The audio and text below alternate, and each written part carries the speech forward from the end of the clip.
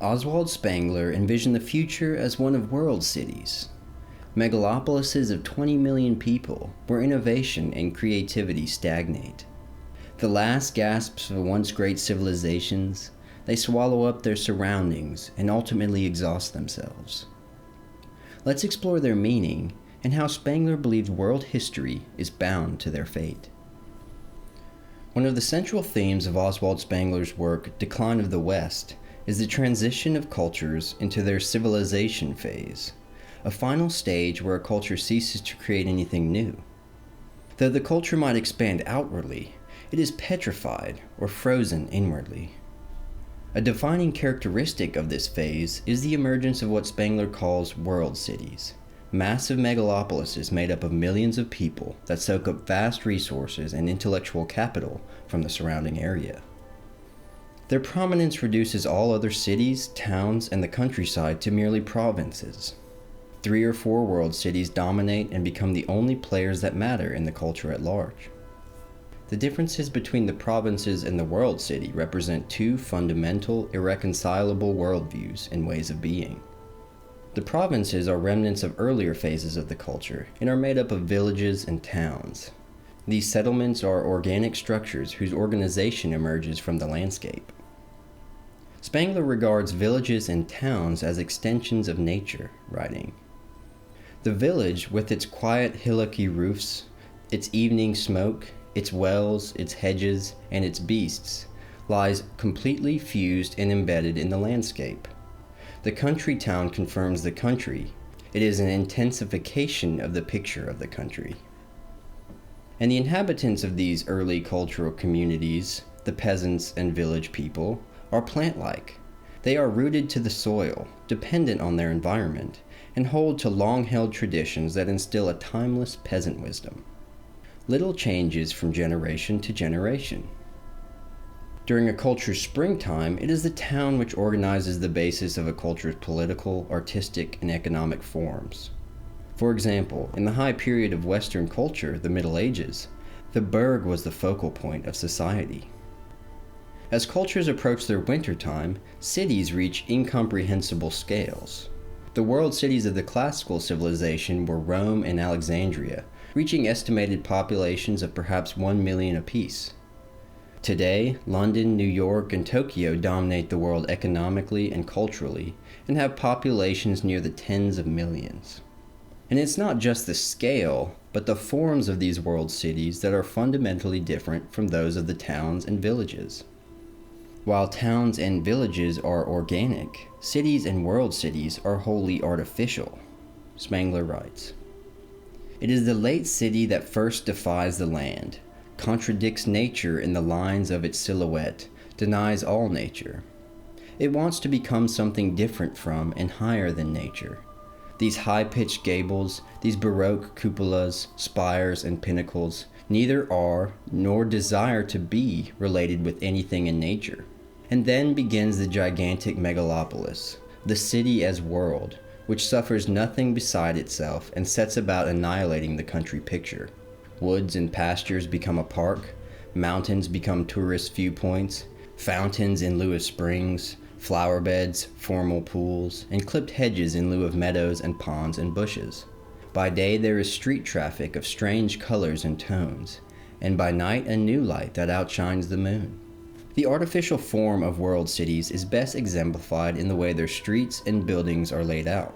Spengler points out that the old, mature towns of the Gothic culture centered around the cathedral, naturally fanning out in all directions following the ups and downs of the countryside. But the rectangular chessboard patterns of world cities are artificial, mathematical, utterly land alien. They are purely intellectual constructs of architects and city planners, not natural developments. And this mathematical, intellectual way of laying out cities reveals the nature of their inhabitants. They are matter-of-fact, clever people who disregard the traditions and peasant wisdom of the provinces. They are ruled by the brain rather than the soul.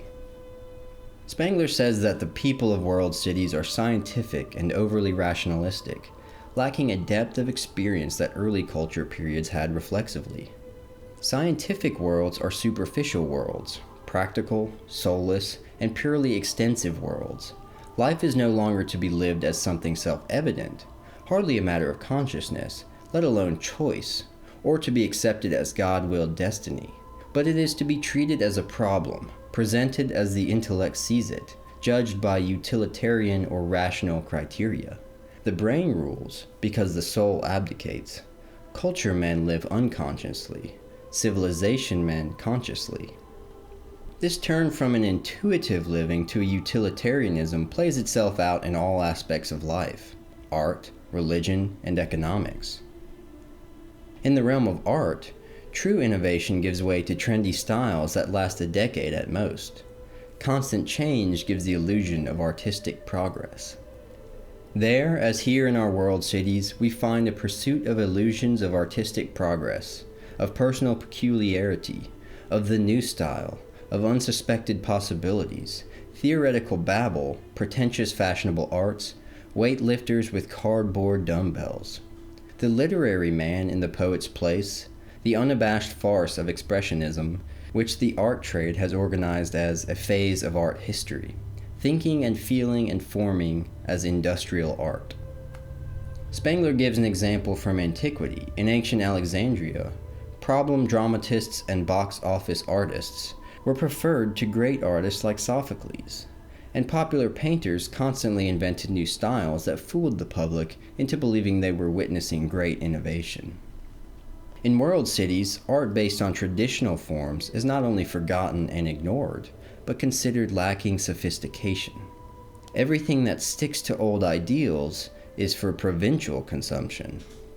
Entertainment in world cities follows the same vein as art. The rational nature of the inhabitants means entertainment is found largely in distraction, not genuine play. The intensive brain work of the city finds relief in conscious and practiced fooling, sports, the pursuit of pleasure, betting and competitions, and mysticism. Spengler writes, cinema, expressionism, theosophy, boxing contests, vulgar dances, poker, and racing. One can find it all in Rome.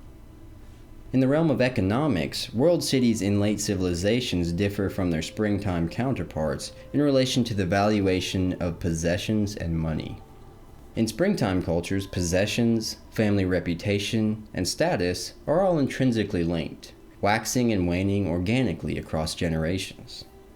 But in cities, and especially world cities, luxury and comfort are things that come from the outside, things that can be paid for. Money, then, is an abstract magnitude, disconnected from the fruits of the earth. Where value was once stored in real resources, like goods and services, in world cities, brain work becomes much more valuable than traditional forms of labor. This abstraction allows city economics to dwarf those of their provincial counterparts, which become dependent on the economic production and consumption of the world cities. Spengler writes, all highly developed economy is urban economy. World economy itself, the characteristic economy of all civilizations, ought properly to be called world city economy. The destinies even of this world economy are now decided in a few places. The money markets of the world, in Babylon, Thebes, and Rome, in Byzantium and Baghdad, in London, New York, Berlin, and Paris. The residue is a starveling provincial economy that runs on in its narrow circles without being conscious of its utter dependence. It's no surprise that the materialist, rationalist, and utilitarian peoples of the world cities are irreligious, disregarding the traditional modes of religion that helped foster the springtime culture, which now has been eclipsed by a petrified civilization. One of the most profound results of this irreligion in world cities is fruitlessness. People no longer have children. As Spengler puts it, building takes the place of begetting. He writes, unfruitfulness marks the brain man of the megalopolis as the sign of fulfilled destiny, and it is one of the most impressive facts of historical symbolism that the change manifests itself not only in the extinction of great art, of great courtesy, of great formal thought, of the great style in all things, but also quite carnally in the childlessness and race suicide of the civilized and rootless strata. The sterility of civilized man is not just a material reality, but a metaphysical turn towards death. The last man of the world city no longer wants to live. He may cling to life as an individual, but as a type, as an aggregate, no. Shockingly, Spengler claims that just as these last men of the world cities lose their collective will to live, they also lose their fear of death. What does he mean? In springtime cultures, there is a deep connection between family, lineage, and life. To have a large family ensures a long lineage, and thus one's name will live on for generations. Conversely, to fail to produce children means not only one's own death, but the death of his bloodline. In healthy cultures, it is a duty, therefore, to procreate. Not a duty that needs to be explained, but one that is ever present in the life of the culture. The abundant proliferation of primitive peoples is a natural phenomenon, which is not even thought about. In contrast, the brain men of the city who begin to question everything rationalize away children, and no longer feel that being the last in a bloodline is a doom. They weigh the pros and cons of having children, and cannot find any reason for their existence. Spengler observes that the degradation of family life changes marriage in a fundamental way. A man no longer seeks a woman who might be the mother of his children, but rather a companion for life. They are free from the plant-like urge of the blood to continue itself. And this cost-benefit kind of thinking is ultimately the death knell for civilization.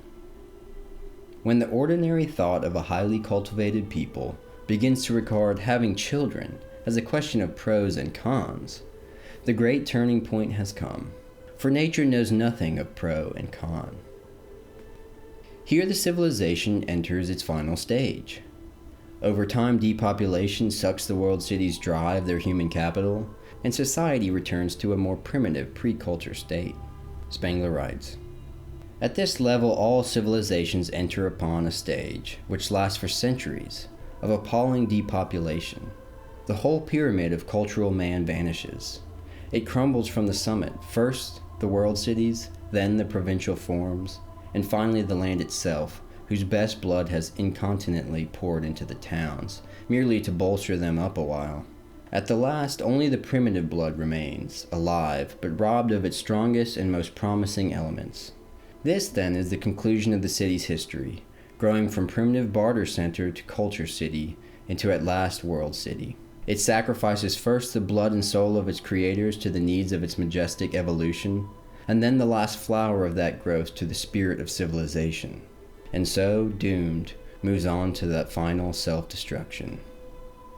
Despite their fateful destiny, Spengler emphasizes that world history is city history. The city is the determinative form to which higher history follows, from its springtime growth, detachment from the land, and finally utter domination over its surroundings.